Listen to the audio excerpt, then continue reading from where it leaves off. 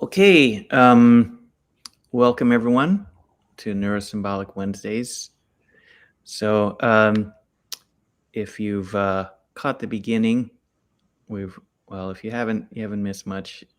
This is the third installment, and thanks for bearing with us. Last time we think there was a glitch in Luma had to do with Cloudflare, so we weren't able to do it that week, and then there was Thanksgiving. But now we're back, and we're lucky to have Asim, who will talk to us about training large reasoning models. So this will be have a tutorial aspect to it. So it's very good here at this point in the sequence. We started with Abu, for those of you who caught that, who told us about some of his experiments around the reasoning capabilities of large language models.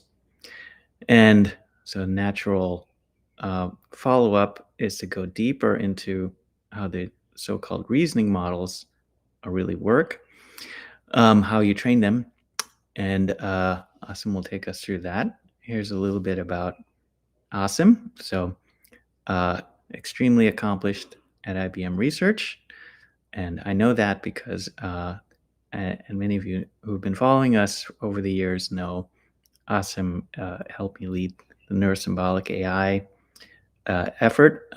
global effort at IBM when that was going on.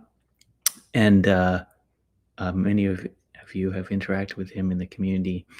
So it's a pleasure to have him here today. And all these slides will put out, by the way, on Discord. Just a little preview.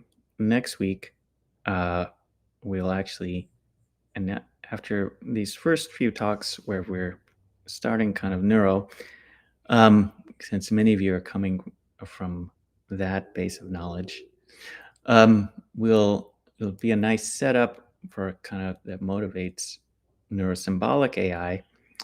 And who better than to give that intro than Louis Lam, one of our pioneers in the area. So that'll be next Wednesday. And for those of you who have not connected with us in all the different ways you can connect with us, so here are some of the ways. So, and take a picture of this or whatever. But Discord, if you have to pick one, the sort of center of everything is Discord. That's where you can find out anything.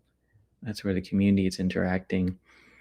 Our GitHub is where a lot of our work will appear and has started to appear. And then, of course, YouTube and LinkedIn. The learning site we mentioned last time is under development and almost there. So you'll be seeing that pretty soon. And that's where you'll want to go when you have questions like, what is logic anyway? And what do you exactly mean by reasoning, and so on. We're going to have all of our past videos there, including all the tutorials over 4 years or so of summer schools and other events. Okay, and I'm giving it a few minutes so that we give people time to join. So I'll just mention while we're waiting for people to join, this project is something we've started working on, and we're looking for any members of the community who want to help. This is sort of, you could say, Neuro-Symbolic AI's answer to the Agentic protocol. Okay, you can see here the link to go to. You can email me. You can email Ken Mingir, who is you'll always find on Discord.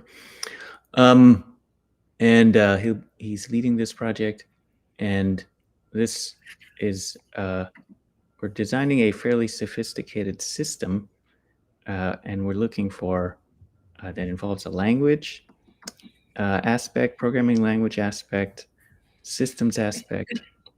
Um, so anyone who has interest and experience from those kinds of areas in particular, please reach out. And you can read more about it here. Okay. Oh, and maybe I've given it enough time. Maybe we shouldn't kill more time. But maybe next time I'll reiterate a little bit about some of our projects and other ways to get involved. We are hiring. But that's it. Maybe now I'll hand it over to Asim. Thank you, Alex, for the introduction. Thank you for the invitation also. Um, okay, great, thank you. So I'll be talking about what we now call large reasoning models, how they are a bit different from large language models, and I'll focus on DeepSeek R1, how it was trained, what lessons can we learn from that, but also talk about reasoning in general in context of large language models too. So I believe that reasoning, the definition of reasoning was redefined after large language models came into the picture. And then we went to large reasoning model, which we very commonly use and maybe sometime unknowingly are using on Gemini, OpenAI, or other platforms. And then I'll talk about DeepSeek R1 and what is beyond. Um, what I will not be doing is that whatever I say is not a final verdict. So it's an evolving topic. Whether inference time scaling is good, bad, required, not required, all of that is still evolving and it keeps changing. So very often we see a paper that conflicts with the earlier paper, and that's fine. That's how research works. And I'll not overanalyze LLM failures also. We understand what LLMs are capable of, what they're not good at. So I'll keep it balanced. So first of all, like starting when we say reasoning with LLMs, as I said, in my opinion, the definition has been redefined. There are two kinds of reasoning. One is like natural language reasoning, the kind of reasoning that humans do when we ask them something, and there is formal reasoning, which needs formal solvers like prover 9, prologue, that kind of first order logic, or something like some symbolic uh, representation. So when we talk about large language model, we mainly talk about natural language reasoning. We try to do formal reasoning with them, but we cannot expect them to be as good as the symbolic reasoners. They cannot provide us any guarantees there. uh, and reasoning is a process of thinking about something in a systematic way. And reasoning compares with retrieval, which is just extraction from the previous experiences that we have and that are there in the memory. Of course, large language models don't do exact retrieval like search. So they retrieve something from their memory, they rewrite it in a very natural looking, very nice way. And that's what we like about large language models. So, according to Professor Rao, whatever LLMs do, it's basically information retrieval. They appear to reason, but it's again sophisticated pattern matching. Another differentiation, in my opinion, when we talk about reasoning and other natural language tasks, with natural language tasks, we can have suboptimal solution also. For example, if I ask LLM to write an email for me, it can either do a fantastic job or just average job. And usually we don't care so much as long as it's well structured, everything is there. On the other hand, with reasoning, we usually want 100% reliability. Okay, otherwise it kind of is not very useful for us. We need to verify everything. Okay, and just to understand it better, um, what if I give you a calculator that is 80% of the time correct? Okay, so it's pretty much useless, right? You have to verify everything it says. It can be 80%, it will take a lot of time. Okay, now what if I come up with a new calculator that is 90% of the time correct? Again, the problem remains the same, right? So in my opinion, reasoning have this kind of problem where other natural language tasks does not. They can do average performance. Reasoning, on the other hand, needs to be 100, or at least very close to 100 and verifiable. Also, various ways to think about large language models. One of them is system one, system two kind of thinking. System one is intuitive thinking, where we do not have to put much effort. It's a lot like memorization, not reasoning. It's like identify a scene, that is system one task. um, Driving, if you are a good driver, you're used to driving, it can be system one task. On the other hand, if you're a new driver, it can be system two task. You have to put explicit effort into thinking what should be your next step, right? So system 2 is usually a task that is slow. You have to put intentional effort. There are some constraints that you need to reason about consistently. For example, planning a vacation is clearly system 2 task. You need to ask where, who is going, what are the preferences, what is the budget, and so on and so forth, right?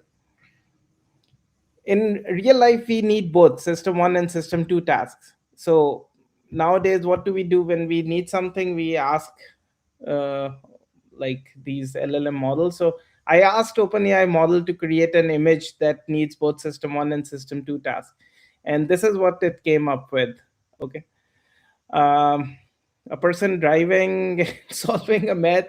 So we can already see the problem with this image, right? So the reasoning issues with LLM, like, it's already very clear. This should never happen. You should not be doing math in this way while driving. You should be looking on the road. I don't know where this person is going. So a lot of problems already there in this image, right? Yet another way to think about it is like induction, deduction, abduction, kind of what are LLMs actually doing. uh, so LLMs are basically induction machine. They have seen a lot of data during pre-training, post-training, alignment, and so on. Induction is where it sees a lot of example and it makes a generalized assumption about that. So it saw, for example, Socrates died, Plato died, Aristotle died, and it generalized it to, oh, okay, all humans die. Okay. Deduction, which large language models can do during in context learning, when we can give it some rules and then it can come up with some conclusion. It tend to do that. So but again, like, always keep in mind, the large language models are all their learning comes from the biases they have acquired during the pre-training and post-training phase. Okay, so even in context learning, those biases don't go away. And abduction, inferring the most probabilistic explanation. This is what inference time scaling tend to do. Okay. For example, if the observation is Socrates is human, Socrates died, it can come up with hypothesis, okay, probably all humans die. So this is the best explanation based on whatever it has seen. But the fact that LLMs primarily are inductive reasoning machines, we should always keep that in mind. And expecting them to do deduction reliability, abduction reliably is can be dangerous. Okay. So this brings us to large reasoning models, which tend to do abduction. So this is a prompt that I asked. I have two bananas in the room. One fell down. How many bananas are left in the room? It's a simple question. There should still be two bananas in the room. Um, so this is what it does. It takes a long time. It takes thinks kind of thinks. In different ways. It can assume, it tends to assume that, okay, this might be a trick question. What happens if the banana falls down? And ultimately, it comes up with the right answer. Strangely enough, this simple question, when I asked other models in the middle of this year. Okay, early this year, Gemini got it wrong, OpenAI GPT-4o got it wrong, and Copilot got it wrong. Okay, so but when I asked it to quen 32 billion reasoning model at the start of this year, it got it correct, and this is the output. In large language model, we are if we compare large language models and large reasoning model, the underlying mechanism is very similar. What we expect in large language model, we are mostly looking at next tokens. In large reasoning model, we are thinking in terms of chain of thoughts. We can say that large language models are system one, large reasoning models are system two, because they take more time at inference. They tend to put explicit effort there. Uh, of course, when I use the term thinking, it's not the way humans think. So please take it with a grain of salt. Um, and we know the famous models. Uh, these slides might be a bit older, so there are newer models available now. But OpenAI made the first successful demonstration of LRM with O1 models, and then DeepSeek, R1, Quen, all these models made it very famous. So, and this is taken from OpenAI blog that was published with the O1 in 2024 October kind of time frame. So we see that test time compute or inference time compute does make sense. Either train the model, take a lot of time during training, train the model much better on more tokens, on better data and stuff, or give it more time at the inference stage. So this is log scale. So given more time at inference, usually the accuracy keep on increasing. And is this entirely new? No, I'll show you that this is not entirely new. We were doing it before O1 also. So but this is a trade-off between train. So this shows, in order to keep a performance in a specific board game, this is a trade-off between train time and test time that you have to maintain in order to get some result. Okay. uh, so as I said, we were doing inference time compute even before O1 just made it very efficient. For example, we used to do simple prompting, we used to do chain of thought where we come up with intermediate steps, and self consistency is actually one of the best inference time scaling methods even available today, but it's just very inefficient. We do a lot of chain of thoughts, up to 50, sometimes even more, and we do a majority voting. We select the answers that are most probable, and that give us our solution. As I said, this is inference time scaling, but it's very inefficient. What if we have verifiers? If we have verifiers to evaluate our outcomes, which for example, we have trained verifiers in terms of reward models, outcome reward models or process reward models. um, what we can do is, now we can check our question and solution pair, and we can come up with how good the question and solution are. If we have trained verifiers available, we can do more. We can do a tree of thought kind of approach, where we kind of branch, and we figure out if the step is in the right direction or not. We can backtrack, we can take another branch, and so on and so forth. We can do best of n. We can do Monte Carlo rollouts from one node and see how many time it succeed or fails. So we can do a little bit more exotic stuff once we have verifiers available, trained verifier like reward models available, or LLM as a judge in some cases also works fine. um, and the task of these large reasoning models is just to, no matter how the data was created, whether it was through supervised fine tuning or reinforcement learning, alignment, whatever, It just needs to increase the likelihood of good answers versus the bad answers. So instead of taking instead of, for example, doing self consistency check, running a lot of different chain of thoughts, or taking a chain of thought that is more exotic and it can do self correction, here we just take one path and we try to increase the maximum likelihood probability of that, maximum likelihood of that answer. So that's what we are training in the large reasoning models. And this is a combinatorially hard problem, so it's not trivial. And DeepSeek, this brings us to DeepSeek and why DeepSeek created so much hype. I always say this is a technical perspective. It has nothing to do with how the, the market responded to this news, which was very strange for me. Uh, but what DeepSeek did, and there were, other than OpenAI O1, also there were Quen models already available before DeepSeek came into picture. But what made DeepSeek so different was some of the things that are listed here. It was first open source, full pipeline for building reasoning model.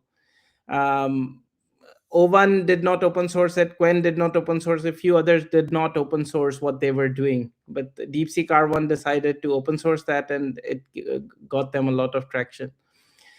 They open sourced the model weights, which was amazing. So this was the first open reasoning model that of that size that you can play with. They open sourced many distilled models out of it, Quen, Llama, different size models, even very small models. And it actually, when you look at DeepSeek R1, you realize that the innovation did not start with DeepSeek R1 paper. There were several series of very good papers from DeepSeek, that people kind of missed in 2024, 2023 even, that were pointing towards low hardware usage, efficient algorithms, and especially in alignment and low cost. Few things that they did not do, they did not open source the data. That was kind of sad, but it's understandable. And secondly, they did not talk about the money spent on iteration before the final run. So they did talk about the cost of the final run, but they did not talk about how much iterations they did and some of the learning they got from those iterations. So low training cost was one of the thing, and it cost 6 million for the final run, but the actual cost is not known. As we all know, it's not about the final run only. There are a lot of iteration leading up to that, and most of that 6 million goes to pre-training phase anyway. Okay. Uh, and there were some rumors that they have distilled the data from OpenAI O models, but I don't know. Some people still think it's true, but the O1 does not share the thinking process with the user, so I don't know how useful it will be. So what's so special about DeepSeek R1? And to understand that, first we need to look at what they did with DeepSeek V2 and V3.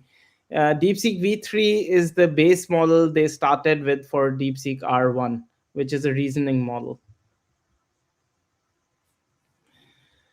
And DeepSeek V2 and V3 are chat models. They are 671 billion mixture of expert model, 37 billion activated parameters for each token, which makes them quite efficient. And these are base model for R1.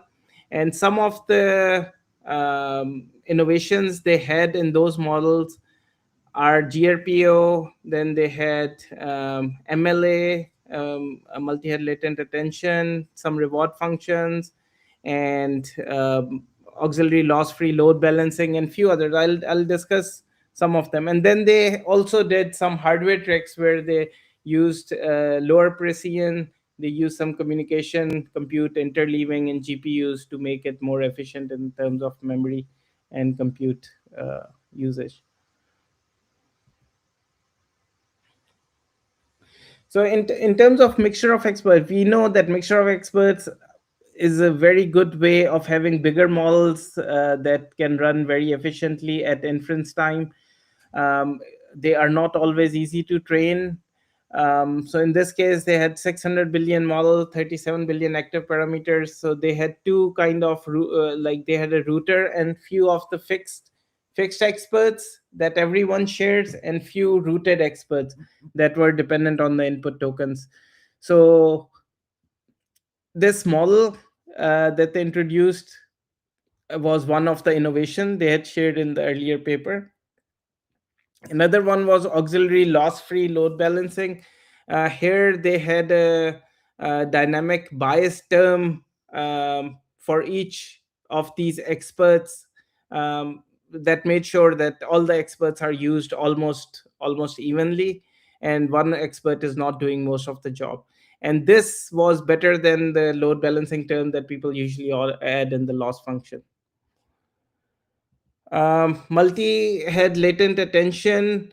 This is a way to compress the KV cache. We know that most of the memory for each token that goes in the computation of the output goes to the KV cache for each token. So they compress the KV cache, and they projected it when during the inference compute, which is much more efficient than keeping the full size cache for all the tokens. So this also was published in their previous paper. Uh, in multi-token prediction, instead of predicting one token, they were predicting several token into the future, which helps during the training to create better reasoning chains, and also it helps during inference time to kind of have a speculative decoding that they utilize. Okay, so So all these innovations made DeepSeek V3 a very good chat model, which did not get a lot of attention. And then came DeepSeek R1. It got a lot of its performance gain because of what was done in V3, not what was done for R1 model. So I'll discuss briefly what R1 is doing, and I made this figure to show you all the steps that are going on and what it takes to convert a chat model into a reasoning model. So we start with DeepSeek V3, and they fine-tuned it with thousands. So please bear with me. They shared these numbers, they shared some information, but as I said, they don't share the exact data. So we cannot be 100% sure what are the exact number, what kind of data they are using. But this is the extent of the information they have shared. So at the first stage, they fine-tune the DeepSeek V3 on thousands of human curated long chain of thought examples. Uh, they have tried another model which they call DeepSeek R10, and they don't start with fine tuning for that model. And DeepSeek R10, they found the model to be good at reasoning but bad at other natural language tasks. So then they introduced the first fine tuning stage, which you can see here. The second stage is rule based uh, uh, reinforcement learning, which is another innovation they did called GRPO algorithm. I'll discuss that later. And in the first stage, they use rule based rewards. Rule based rewards, for example, if the syntax is not correct, if the answer, because they were doing math and code, they can match the answers. If the answer is not matching, they give it a bad reward. If the answers are matching, format is correct, they give it a good reward. So they used around 144K math and code examples here to train the model. So here the model become very strong in reasoning, but it loses some of its general capabilities, which are natural language capabilities in question answering and summarization and translation, this kind of task. So here they again, first of all, they distill the model. They have around 600K very good quality reasoning traces, and they added 200K new non-reasoning examples. And here they use two rewards in the next RL stage. They again do GRPO, Here they do rule based for math and code, and reward model for non reasoning tasks, natural language tasks. And this gives us the DeepSeek R1 that we have now. And these traces that they got from their reasoning model, they also distilled it into Quen of different sizes and Llama model of different sizes. And they also released this distilled R1 models. So in cold start, what they did is they start with V3 base. They give um, basic reasoning capabilities from the long chain of thought that were created by human. And this is about DeepSeek R10, where they did not use, they directly start with RL. They did not have the cold start. And that had some issues in natural language capabilities. GRPO, another innovation that came from DeepSeek math paper in April 2024. So it was much earlier, like almost a year earlier than DeepSeek R1 paper, or 9-10 months earlier. Here, what they do is instead of creating a single or a pair of samples for rejection, they create like up to 64 samples per training example when they're doing reinforcement learning. Then they score according to some rule or according to reward model. And then for each sample, they have a mean of all the outputs that they got. They select the best one, they select the worst one, they create many pairs. And instead of doing one update for one sample, they do multiple update, because now they have like up to 64 sample and they can create many pairs, combining the best and the bad example. As we understand in reinforcement learning, we do need a reward model. So if the reward model is not good and we don't get good rewards, then of course this stage will be a problem. But because they're mostly relying on code and math problem for reasoning capabilities, they have the final answer they can use to verify. Similarly, the syntax that they want for code is very clear. If the code does not run, then the code is wrong. Okay, so they were able to exploit that fact also. um, Rule based reward, so as I said, so this is the kind of prompt that they give. If you see here, the reasoning process answers are enclosed within think and think tokens, answer, and answer tags, and so on. So if these tags are missing, then again it creates a format problem and you give it a very low reward. Same goes for accuracy rewards. If the answer does not match, you give it a bad reward.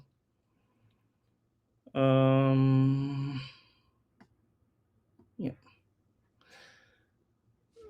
Rejection sampling, this is what they did with the data that they sampled from their earlier reasoning model, and they did the second stage of fine tuning and second stage of reinforcement learning. And after the first stage of GRPO, they said that the model became good at reasoning, but they lost some natural language capability. So they had to rebake those capabilities into the model. And then comes RL stage 2, which is basically symbolic reward plus the reward model that they had trained for helpfulness and harmlessness on their data. And these are the results. The results don't matter a lot right now because there are newer models that are much better at the capabilities. But this talk is more about um, the process with which we can think of making a reasoning model. Later, after DeepSeek R1 paper, this is another interesting paper that came along. There are many more that we can talk about, but this is a very easy to understand paper where they curated a small data set. They first created 50 or 60,000 data, and they selected like the best 1,000 question answer pair, and they did a little bit of fine tuning, and they converted a model um, into a good test test time scaling model or reasoning model. Okay, so the message uh, of this paper basically is that quality is a lot more important than quantity. So it's not about creating million examples or run reinforcement learning for a long time. It's mainly about the quality of the data. Of course, they are using few more tricks here. For example, they are using budget enforcing. In budget enforcing, what they do is, if they think that the model is using too many token, it can just ask the model to stop. And if they think the model is trying to answer too quickly, they can they can ask the model to keep thinking. So they are doing some budget forcing also. But overall, this paper showed that the quality is a lot more important, instead of talking about how many million or um, how much data is required, whether human curated or not. And does reasoning models solve all the problems we had before? So the answer is no. They still suffer from the issues that we saw with older models. Maybe a little bit better than them, but still. For example, in GSM 8K, which we are all familiar with, it's a word problem arithmetic task. Um, just like the Sarah has 15 red marbles and 25 blue. So it's simple. Like, I believe maybe middle school level questions.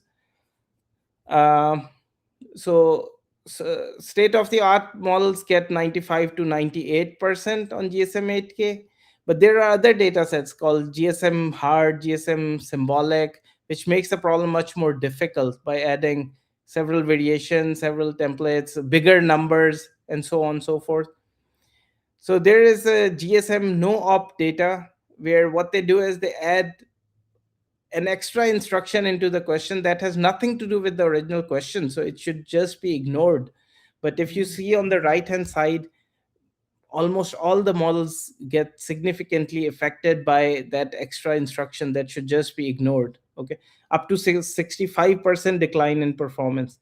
But even if you look at the top O1 preview, O1 mini, those models still get affected uh, by this no up instruction. Okay, so it takes extra time, but it does not mean that it solves all the problem. And then there are this kind of papers also. So reasoning model don't always say what they think. Chain of thought reasoning in the wild is not always faithful.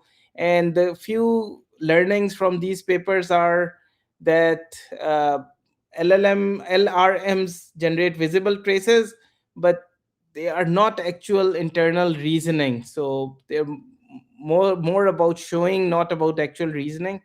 And even though the accuracy of final answer keeps increasing if we give longer chain of thought or longer time for inference, it does not mean that the reasoning quality becomes better. Okay, models can reach the correct answer more often when we give longer time, but the traces can still be incorrect or misleading. So we should keep in mind, um, these are some interesting reads also, and very recent if you want to check them. This I will skip. So reasoning, yeah, we started discussing reasoning in terms of like emergent properties of large language model back in 2023 kind of. And then came O1, R1. There are recent papers that basically share the data also. So if you ever want to look into that, now they share the full recipe, plus even sometimes the source code, plus all the data they have used. So it's becoming pretty amazing. And then I believe the in future hybrid neurosymbolic plus verified reasoning is where we are going right now. And in a way, I understand that agents might not exactly be doing that, but agents provide us a way to go there. um, just instead of just mimicking some pattern, mimicking the pattern of reasoning, doing real provable reasoning. So agents help us combine this neural and symbolic part very efficiently. So maybe this is the direction we should be looking into. So in this case, we can use what LLMs are good at. They are good at creating hypotheses, abstractions, translations, format conversions, and so on, and symbolic for verification, um, handling constraints, and so on and so forth. Um, and then, as we know, that agents have usually validators, verifiers, which can continue or which can reflect on its own output until we reach some level of proof or correctness that the agent is satisfied with. So this is a question mark whether agents is the right direction. And then this is the last slide. So DeepSeek R1 got a lot of hype because it was the first model to publish details of how reasoning pipeline works, or how you can build your own reasoning pipeline. We know for a fact that some of the even big players in the industry may started making war rooms to replicate what the DeepSeek R1 has done. So it was a big thing. It still is. Um, One thing that the message here is that algorithmic innovations always win over brute force approach, and that's what people missed before the R1 paper was published. There were series of papers before. For example, even the DeepSeek math paper was published in April 2024, but did not get a lot of traction. So there are very cool algorithmic innovations going on along with the brute force approach that we can see clearly winning in the short while. Okay. And another thing that they showed is that on smaller model, it doesn't always make sense to use the same approach that we use to train bigger models. So having a strong teacher model is much better, um, because we can distill from the teacher and we can train smaller RL models. So it's not feasible to train RL models, small RL models with a lot of reasoning data, with a lot of long chain of thought, GRPO, the same way that they did for R1 DeepSeek. Okay. Uh, yeah, and that's it. Thank you. We can take some question answers. Okay. Well, thanks, Asim. Thank Great you. stuff. I think a lot of people have been in both neurosymbolic and especially in pure neuro have really wanted to understand what actually happened in the DeepSeek event. Um, so we have some questions. I have a bunch of questions, but let's go to the audience. So what is reward hacking? Why not use a neural model for the reward? So first of all, reward hacking is where the example that come to my mind a few years back, there was a computer vision model that was giving very good results, classifying wolves from husky dogs. Okay, and when we looked at the attention, the researcher figured out that it was not looking at the animal at all. It was just looking at the background. If the background was snow, it labeled it as wolf. If the background was not snow, it labeled it a husky dog. So that is kind of hacking that reward model. There can be some clues in the data that we as human miss, but the model picks them up. Okay, so if the reward model has if their goal is to get maximum reward. So let's suppose if you give the right answer, you get one reward. What if you give reward what if you get right answer two or three times? Maybe the reward model will give you double or three times the reward. So these models just learn to just keep repeating the answer and get maximum reward, but that's not what we want, right? So that is reward hacking. And when it comes to neural reward, of course we are doing reward models are all neural. So we are doing and recently we saw not very recent, but process reward models that can give some reward, very dense reward even to each step, um, are becoming very useful for many approaches like star and beyond. So we do use neural reward model all the time. Great. A comment. I don't know if we can easily attach reasoning techniques like chain of thought to diffusion-based LLMs. That I don't really know. I don't know too much about diffusion models, so I'll be happy if someone else want to chime in here. But I don't think so. Again, the problem remains the same. Like these are induction models, right? So I don't LLMs are not doing anything that other models should not be able to do. Okay. So I don't see any reason why they should not be able to do the same thing that LLMs are doing. Okay. Um, yeah, I mean, my quick comment on that is it seems like a lot of these um tactics sort of are irrespective of the architecture itself. Right. So, um, the speaker also mentioned in the beginning the different ways of reasoning, deductive, inductive, abductive, and also mentioned that LLMs today are like good inductive reasoners with chain of thought, if I understood it correctly. Is it right to assume that to achieve higher scores, newer models need to be trained better in other reasoning modalities where they perform worse, like abduction?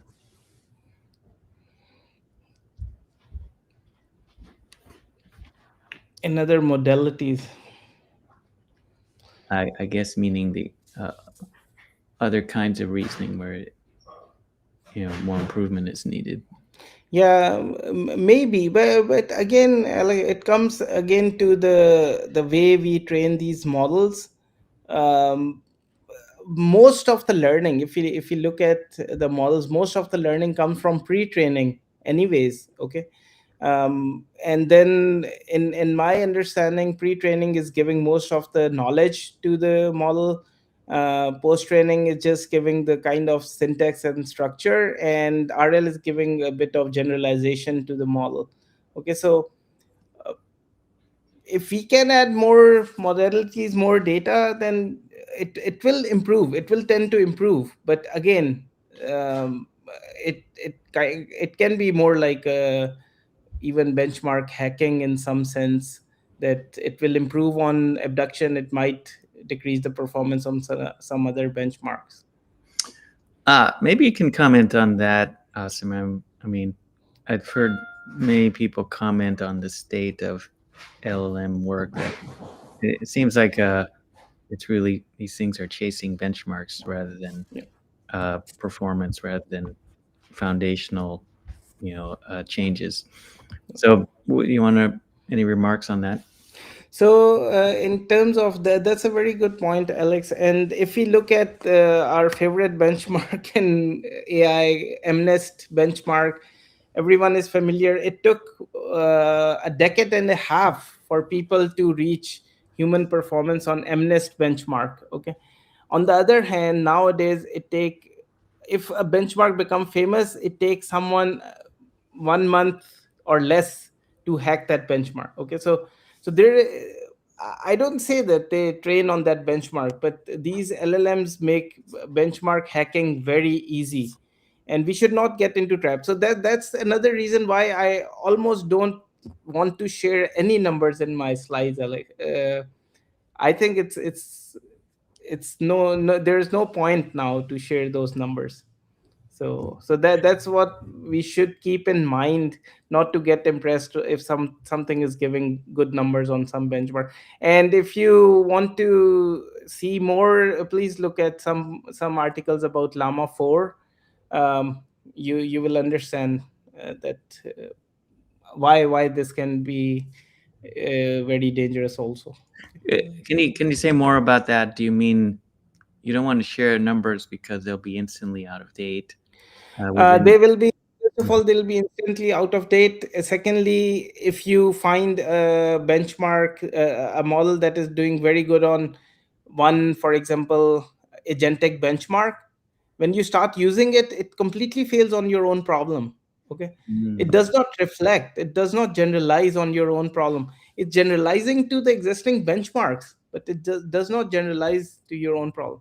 Another thing that recently OpenAI researchers showed in a paper where they mentioned hallucination. Why do models hallucinate?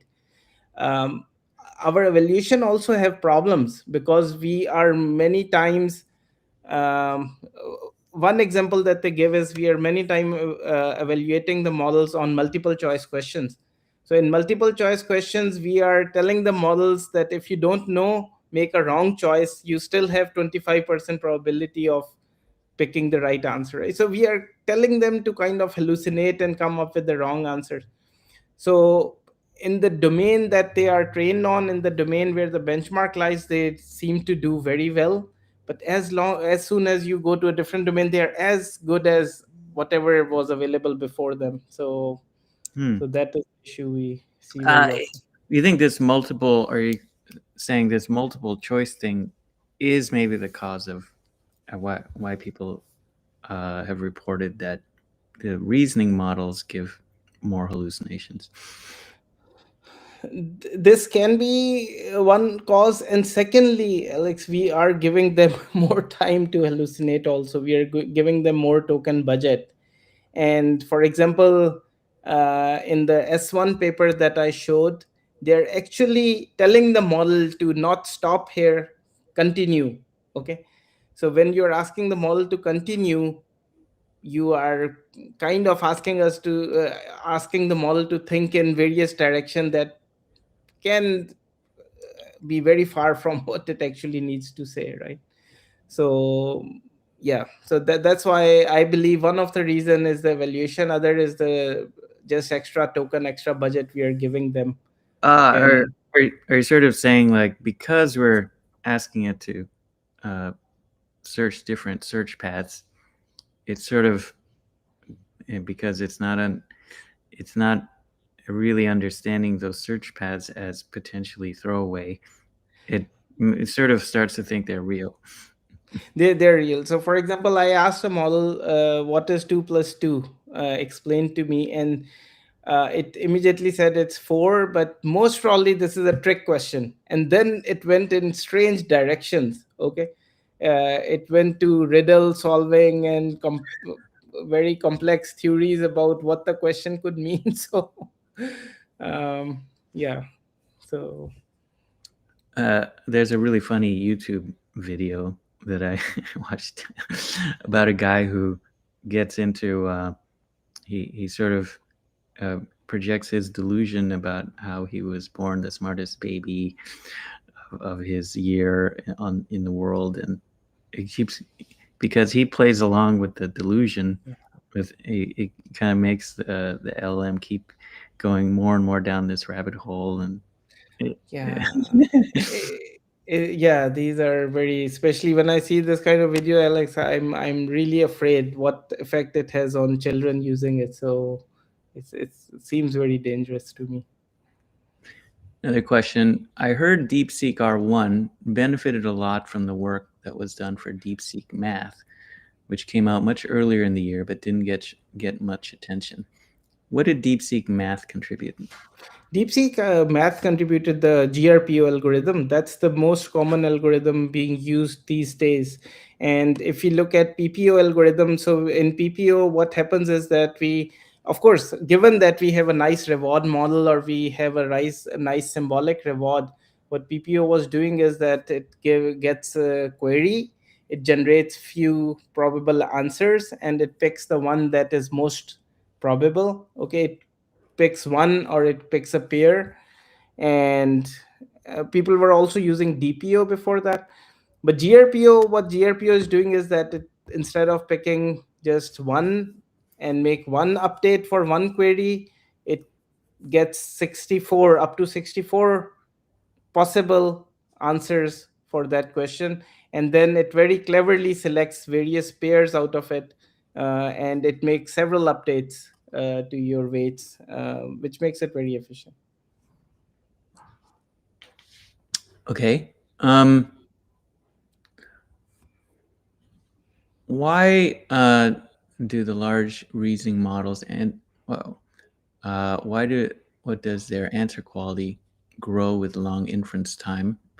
since reasoning in those kinds of models is essentially a hidden part of the output, is there any understanding on the reasons behind that? So first of all, why do performance increase with chain of thought anyways? Okay.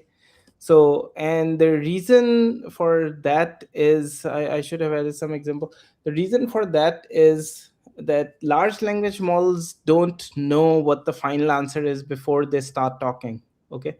So they just know what the next probable token should be. So there was a famous example in a paper where they ask, what is the largest state bordering Mississippi River?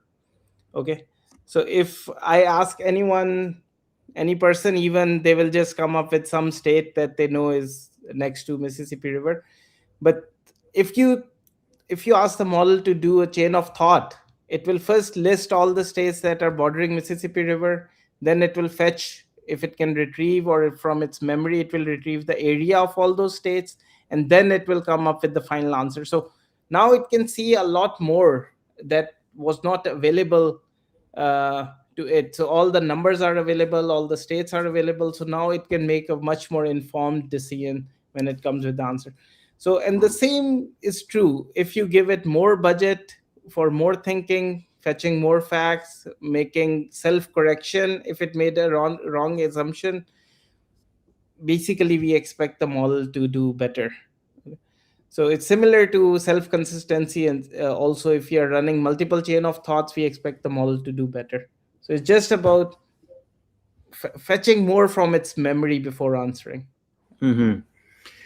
So just a general comment related to that. So when you presented these detailed tactics that are being used to improve these large reasoning models, or even what sets them apart from the regular models, it strikes me that very little of it is reasoning specific. It's actually just be more careful kind of, but that be more careful you could do with any kind of query, not necessarily a formal reasoning type of query.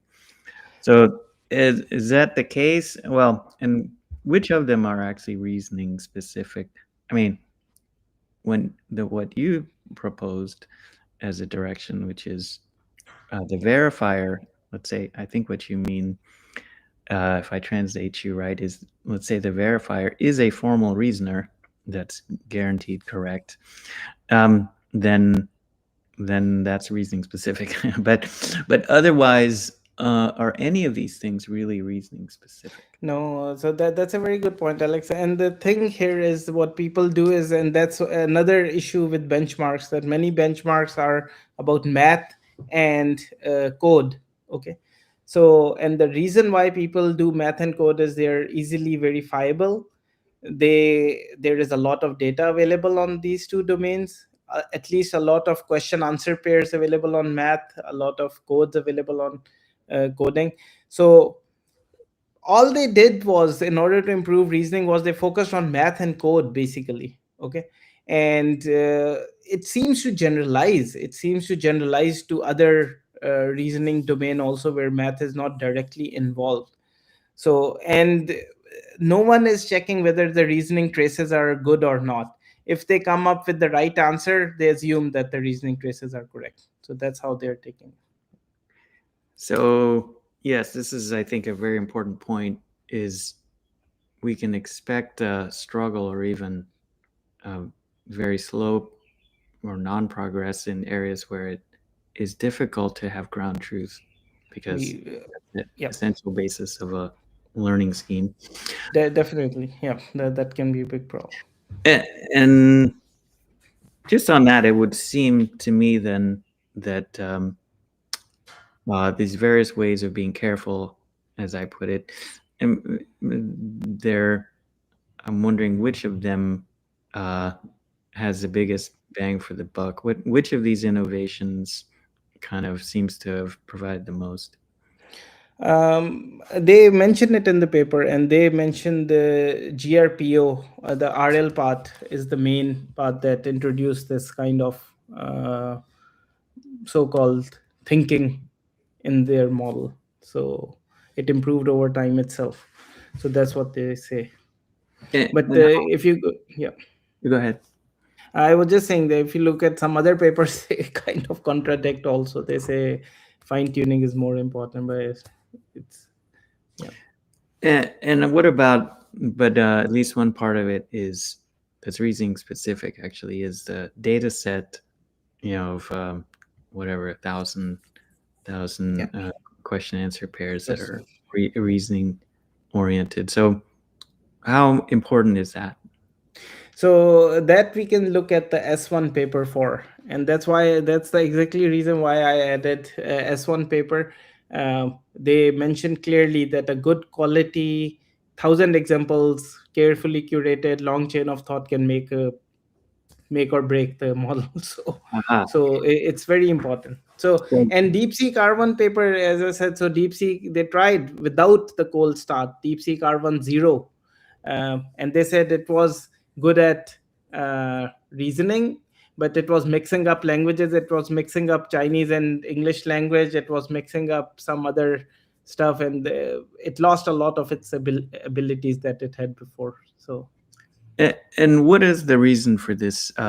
Th- this this uh, uh, you know would seem unfortunate that you sort of can't have everything.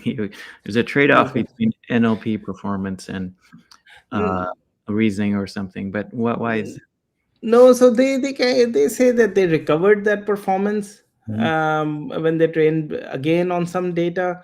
Um, so, but anyways, the ideally what we always do is that if we are training on our own data set, also we usually keep a replay buffer of the general trends, general traits that the model had. So I believe if you just train on one specific data over time, it will just start overfitting to your data. It will start forgetting previous skills. Mm-hmm.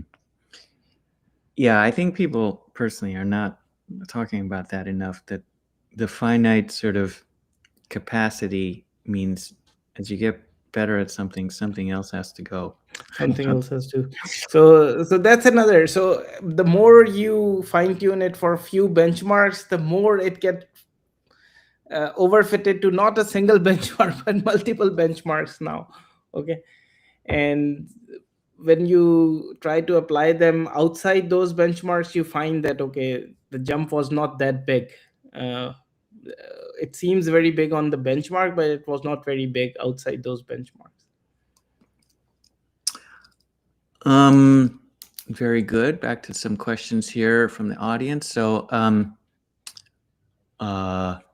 provided someone would like to replace the reward model with an actual rule-based system, for example, a math problem solver, how would you ensure well-formedness for the input to the reward model? Would you see any advantages in that? So I would refer this to a recent talk I saw by Dan Roth, where he says that um, it's easier. We should not expect LLM to solve math. We should not expect LLM will learn math exactly the way calculators do, but we can expect LLMs to learn translate a word problem into input for calculator. Okay, so the thing here is that converting converting natural language into a symbolic output that goes to a symbolic reward model can be done better. Instead of hoping large language models to learn all that symbolic process by itself. For example, we should not hope that LLM will learn all that symbolic math. Um, that's just unfair assumption to make. But the conversion can be a lot better. So what Dan Roth said is some kind of learning is easier than other kind of learning. Okay, so this conversion is relatively easier to learn, but solving symbolic problem on its own is much difficult. But your questions still remain valid. Like, how do we verify whether the conversion was correct or not? So I don't have a clear answer for that. So um, yeah, we need some kind. We need to rely on some kind of again reward models or yeah for that. So So that is still a valid question. Are there some good ways to avoid reasoning shortcuts? Reasoning shortcuts. How do we define reasoning shortcut? Um, I think, well, there is some work on that recently that maybe we'll invite here to present. But one version of it is it it comes to the right answer, but through oh, kind of the wrong chain. yeah, yeah. So that's what I also mentioned in the end of the two papers that I mentioned. So if the quality of answer is increasing, it does not mean that the quality of reasoning chain is also increasing. How do we avoid that?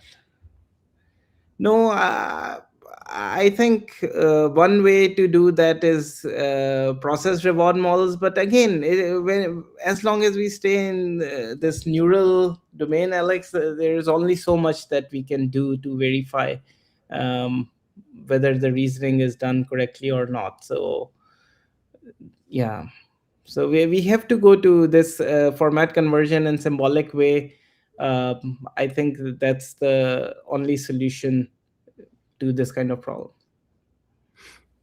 Maybe related to that, can we say that stochastic parrots can reason just because their outputs are similar to those of real problem solving or even thinking systems for some inputs? So I usually sorry, you're saying? And i.e., is it the result and not the process that makes reasoning? Yeah. So I usually say that can humans reason or not? So so the example that come to my mind, if we have a traffic accident and we ask both parties what happened, they both come up with their own story, right? So that's the kind of reasoning that LLMs also do. So they tend to favor whatever they have seen during the training. They just favor that. But that's how LLMs are. And if you're expecting something else from them, it's our mistake, right? Um, so in a way, yeah, it's the process. It's a process that we have, and the the process have its own biases because we gave the training, and the answer is the only thing we can verify. So yeah, the bias for answer comes from the fact that we are only verifying answer, we are not verifying anything else, right? um, so that's the issue. Um, so let me remind everyone the format of this in general, these Neurosymbolic Wednesdays, is that it's a reading group style, and it's meant to have more in-depth, you know, analysis that we do on each topic, as opposed to the summer school. It's more like a crash course. Um, so uh, we sent out some reading for Asim's talk. So we'll do that as well for Luis's talk. But that's more of an overview. So you'll see survey papers and so on. But just want to say, so what's fair game for this discussion period we have after the talk is sort of both in-depth stuff if you read the paper, or papers that were sent out. Totally fair game to ask something very detailed and that wasn't mentioned in the talk but was in the paper. Okay, in case any of you have that kind of question. But also, I want to encourage dumb questions, the opposite end of the spectrum. And I really think that's important because two reasons.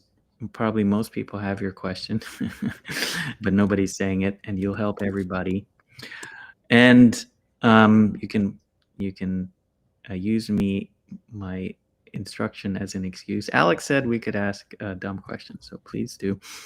I will, from time to time, demonstrate because I like to ask dumb questions. And nobody's expected to know everything. No one can know everything in Neuro-Symbolic AI, and that's why it's so hard. Is we have to draw from principles and papers from a massive swath of areas within AI and even outside of AI. So dumb questions, don't mean you're dumb. It just means you have a dumb question about this area, but in other areas you have smart questions. That's okay. So, and there's the second thing is there actually are no dumb questions because it's that those are the smartest questions. It turns out those are the most fundamental questions generally. So, okay, so as much as possible, I want everyone to feel this is a safe space for asking whatever. This is how we run things internally at Centaur, and I like to broaden that here. Okay. Now, let me ask a dumb question to set an example. So, in context learning, the reason, this is, as you mentioned, where this kind of thing is happening in the large reasoning models, Asim, right? So, can you say a little bit? I mean, I think I find this a little mysterious. What's actually happening in context learning, and what do we know about it, and what's actually happening? So in terms of in context learning, basically there was a paper that says that it has similar effect as stochastic gradient descent has on the weights. Okay, so if we give some data, so at some level the effect is very similar. If we want to think from reasoning perspective, um, the input tokens are no different than the tokens that are generated by LLM in that sense from reasoning point of view. So we are, instead of asking the model to come up with the facts, we are just giving them externally to the model, and we are asking them. So we should understand that LLM is anyways generating one token at a time, right? Or in some cases like MLA, or few tokens at a time. But so all the input tokens or all the token generated by LLM should be treated exactly the same way in that sense. Okay, very good. A few more questions. Could it be that LLMs merely reproduce the signal patterns in the data and we interpret the semantics into it? I think you've actually already given your opinion on that. Other question. Awesome talk. Thank you so much. But I disagree with the analogy. Drivers have limited perception, and that's why they come up with different interpretations. However, LLMs have almost unlimited access to the observed environment, and they still can construct reasoning on a human level. So I totally agree. Humans have limited perception, and if like that, as we say, the truth can be different for different people. So both of them can be doing exactly correct reasoning, and yet they might differ. Similarly, LLMs seems to have unlimited kind of access to data, but they are biased toward whatever data they have seen.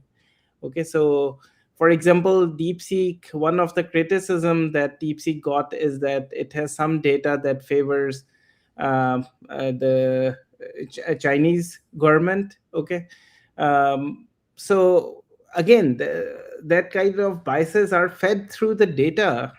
If there was, I don't know for a fact, but if there was anything like that, um, so when it comes to perception, again, it seems unlimited, but especially during the fine tuning phase and especially during the alignment phase, whatever data it has seen, it has a strong bias towards that.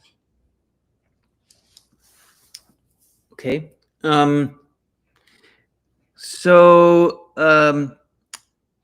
one thing you mentioned is that as a kind of brittleness of these models is when irrelevant facts are put into the prompt, it can cause a collapse. So you want to say more about why that happens? Sorry, Alex, can you please repeat? I was Oh, reading some comment here.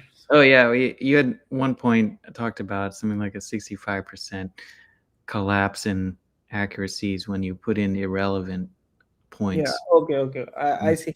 What I believe is that it makes it different from the training that was done. Okay. So especially when we do just fine tuning, let's assume we have a model that has seen pre-training and it has seen a little bit of post-training on math data. Okay, what we try to do during post training is we try to give best quality data that we can to the model. Okay, very good quality, high quality question answer pairs.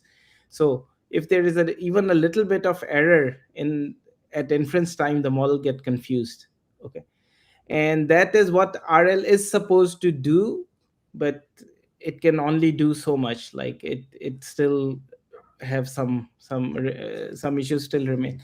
So it has to again do with the way we train the models. The model should not just see very high quality data, it must see some bad quality data also. And when Mm. it comes to bad quality, there is one good quality data, but the same example can have a lot of bad examples created in different ways, and that's what reward model RL is trying to do and trying to improve. So So one thing I find curious is these this idea of LLMs kind of voting and sort of trying to get a higher quality signal in effect by, in some cases, asking other LLMs or having them talk to each other even and so on. So I find this curious because if these are all kind of um, not perfect quality models, and if you ask if there's a danger, of course we know about things like boosting where you can have weak learners, but if you combine them they can make overall something that performs better. But on the other hand, if you ask for a consensus among a bunch of people who don't know, they all agree on the wrong answer. I mean, it doesn't necessarily help you if nobody actually knows anything. yeah, this is a good observation, Alex. And on GSM 8K, this experiment was done. It was a paper in 2022 or 3, where they took a very weak model and they got best of 100 runs output on that model. And they found that the model is doing very good on GSM 8K. So, in a way, it knew the answer. It just couldn't, in terms of precision recall, so it could recall the answer, but precision was very, very low. Okay, so these models have seen similar stuff before.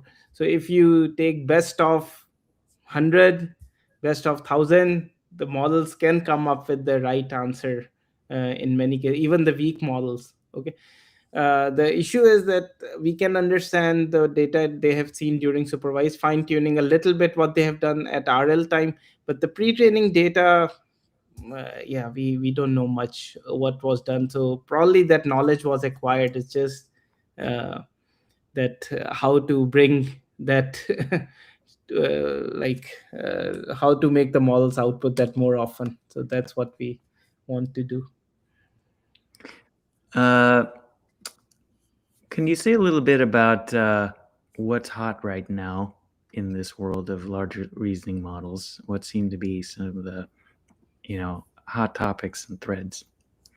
So first of all, when large reasoning model came, they were thought to be a game changer on their own. Right now, one major issue was they were very slow at inference time.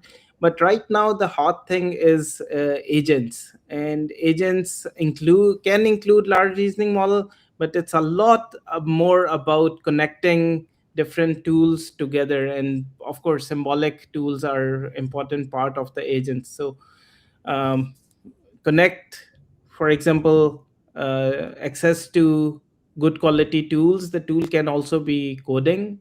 Okay, the tool can be math solvers, the tool can be reasoners, planners. Okay, and then um, the agentic architectures, and especially within agentic architecture, how do you incorporate good memory mechanisms, good knowledge based mechanisms, whether creating knowledge base on the fly or having some knowledge base guide your agent towards certain direction. So these are good directions to explore.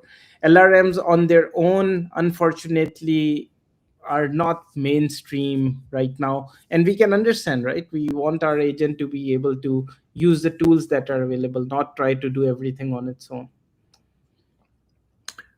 Okay, and part of that essentially is about getting better verifiers. Exactly. Um, or different kinds of verifiers.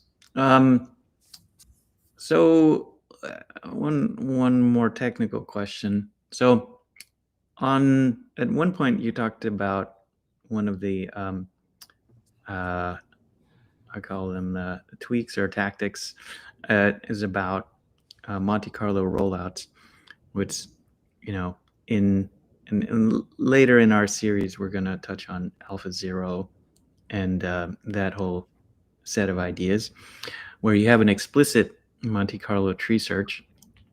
How close are things coming in this kind of area of work to an actual symbolic representation of the search tree? Well, I have not used I have not seen it being used very commonly recently. There were some good papers last year that I read, but this year I have not seen many. And one of the reason is that kind of alignment is has taken over a lot of the, even people are discussing whether SFT makes sense, supervised fine tuning makes sense or not. So, but that being said, all those approaches still remains relevant, and the message from DeepSeek was that algorithms usually win over brute force. So right now, if brute force is winning, doesn't mean that algorithms are any Mm-hmm. better. This is a big point. Yeah. Yeah. Another question from the audience. How can we comply with explainability requirements when LRMs are outputting incorrect explanations of their reasoning? Is this a problem that can be solved? So this is again like we unfortunately verify the answers, right? There is no good mechanism to verify reasoning steps that are happening. So our hope always is that if answer is correct, we expect all the reasoning to be correct. Um, PR like the PRMs, you try to do that, it try to give a reward to reasoning step, but we understand again it's a neural mechanism, right? So purely in neural terms, I don't see any perfect solution to this question. So we may not be able to do exact explainability. Oh, one more question, and then I'll do a wrap up. Do you see a way to provide semantic knowledge in LLMs? Ontologies would be a way in this regard. So the few ways that agents tend to use is to it can be similar to RAG also. Okay. And there are some paper like reasoning bench and stuff where they try to create knowledge uh, graph as a memory from the previous experiences of the agent. Okay. So what they try to do is they try to fetch the relevant part of the knowledge, and they feed it to LLM in a particular way, and how they do that matters a lot, and which part to fetch, that's again a question mark. So in a way, it's a new area, it's very exciting, but the way to do right now is primitive, where you just fetch and feed it to LLM and let LLM figure out what to do with it. Okay, very good.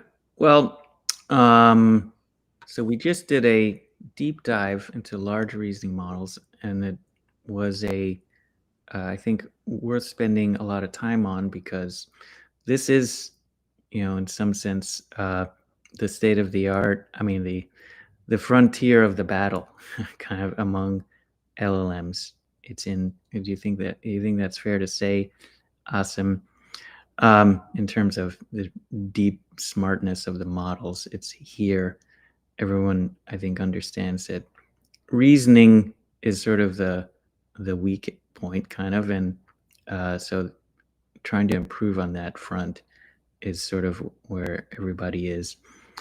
And so exactly how that's being pursued in the world of LLMs, which is kind of the mainstream, or at least is the where the most kind of resources are being put in the world, primarily by big tech companies. But so we watch this space closely and what is going on there. So, and we have someone working right at the front lines. Asim just gave us a peek into that. So thanks so much, Asim. Next up, for those of you, and this is, I think, a great motivation for, why Neuro-Symbolic. It's one of the reasons. Next up, Luis will give us a sort of broad view of what is Neuro-Symbolic, what are some of the threads within it, and that'll set us up for a next kind of sequence of talks. Let me also ask, of course, we do our best to kind of curate a good sequence and set of topics for the community, but you can help us. So anything you want, you think, especially in suggesting talks, because they're always great works. I'm always afraid I've missed something, even though I read a lot. I have 1,700 open tabs in my browser, all sorts of papers. So, but missing something is what I'd like for us not to do. So, so please, if you find things that you really want to hear about, and you want us to invite the speaker, please let us know. Or if you want to volunteer to be a speaker, let us know. You can also present somebody else's paper, in particular an older paper that's a classic or an influential one, as Asim did just now. So presented a little bit about the sequence of works from DeepSeek. All right, so hope to hear from everyone on Discord, and thanks for joining us. See you next Wednesday.